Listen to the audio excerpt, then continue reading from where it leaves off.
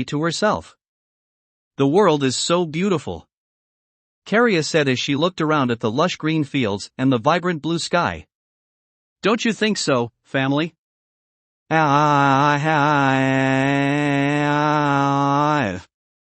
Hundreds of screams replied from inside her. I think it's lovely, Carria, said the 7-star ball in her head. I'm sure all the new friends we're going to make will love it too. Thanks, Bally, Carria said with a smile as she skipped down the path. Until she noticed something. Ha! Up ahead was another kid, looking around her age. They had short brown hair with 2 bangs framing her face. They wore a pair of red shoes, brown shorts, a big blue winter jacket, and a red scarf, with a blue and white striped shirt underneath. And their eyes were also closed, yet she also somehow seemed to be looking right at her. Carria also couldn't tell what their gender was. Howdy, the kid said with a friendly smile. Hi, hi. Carria greeted equally as friendly. You must be Carria, right? The kid asked. Carria gasped. I am. How did you know? Dr. Garamond has been watching you for a little while now, said a voice from behind her. Carria turned around and saw someone nearly identical to the child in front of them. However, there were a few differences. While the child in front had tan skin, the child behind them had pale skin, except for the perma blush on their cheeks. They also wore the same shorts, but this kid's shirt was green and had light green stripes, along with a golden heart-shaped locket hanging around their neck. Their eyes were also wide open, revealing their blood-red color. Allow us to introduce ourselves. My name is Furisuku. The one in front was introduced. And their name is Kairakuta. But we just call her Kiara. We were sent by Dr. Garamond to bring you to him. Sorry, but I have somewhere to go, Carria said with an apologetic bow. You see, I have some new friends I need to make to join my family. So I'm super busy. Yeah, busy eating people, we get it, Kiara said while rolling their eyes. But you see, the thing about that is. Kiara opened her hand, and suddenly a red energy knife formed inside it. And they gave her a very menacing smile. We weren't asking. They slashed the air in front of them, making a giant red energy slash that flew right at Carria. Carria's eyes widened, and she jumped to the side to avoid the attack, which was now heading right for Furisuku. But right before it could reach her, the attack vanished. Hey! That was rude. Carria pouted. Kiara raised her knife. If you don't want to come, then shut up and fight. With that, she sent a few more energy slashes at her. Carria pouted harder and batted away the energy with her hands. You're a real jerk, you know. Fine. If you want to get in my way, then you'll just have to join my family too. Whoosh. With explosive speed, Carria lunged at Carria and tried to bite her, only for Kiara to kick her in the side of the face and send her flying to the right, skidding across the dirt and grass. Ah! Ow, ow, ow, ow, ow, ow. Carria pulled her head out of the dirt and rubbed her swelling cheek as tears started spilling from her eyes. That really hurts. Carria! Are you okay? Here, let me make it better, said the 7-star ball in a panic. Suddenly the swelling healed, and all the pain vanished. Thanks, Bally, Carria said with a tearful smile. Slam! Kiara slammed her foot down on the back of Carria's head, mashing it into the ground so hard it made a crater. Slam! Slam! Slam! Slam! Slam! Slam! Slam! Slam! Slam! Kiara continued to mash Carria's face into the ground with her foot, making the crater bigger and deeper each time. Until she finally stopped. I think she's unconscious now, Furusuku said as she walked over to them. Kiara stepped off of Carria and picked her up by the hair. Her face was bruised and the Dragon Ball was cracked, and she was most definitely unconscious. TCH. That's all it took? Wasn't she supposed to be strong? She's just a little girl. She's not really a fighter. Furusuku explained. She probably doesn't even know how to use her quirks. I was hoping for more of a fight. Kiara sighed before she started dragging the girl away. Alright, let's just bring her to the doctor. Furusuku smirked. As you wish. Snap. And with the snap of her finger, they were gone. That will be it for this part. I hope everyone enjoyed. If you did, please leave a like and comment if you want part 47. If you want to hear more from me, subscribe. I hope to see you all in the next one.